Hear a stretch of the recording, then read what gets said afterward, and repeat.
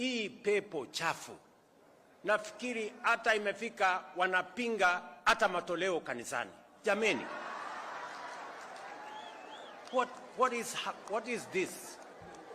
Surely, yani pepo ya kupinga kila kitu.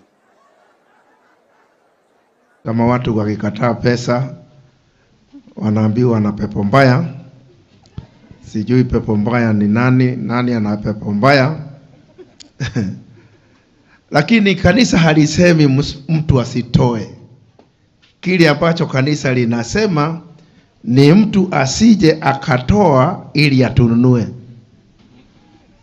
Si ndio hiyo? Sasa Bwana Gachagua ametoa sadaka yake.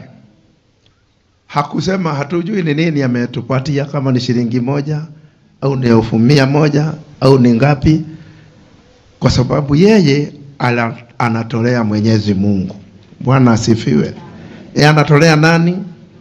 Sasa lakini mtu akija amechukua 5,000,000 anatuambia mimi nakuja kuwapa pesa hizi, na wakati anaposema 5,000,000 watu ambao wako kwa kanisa kama 700 wamelala njaa.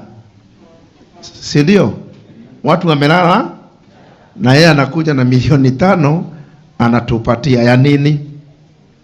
Ni ya nini? Situkae bila.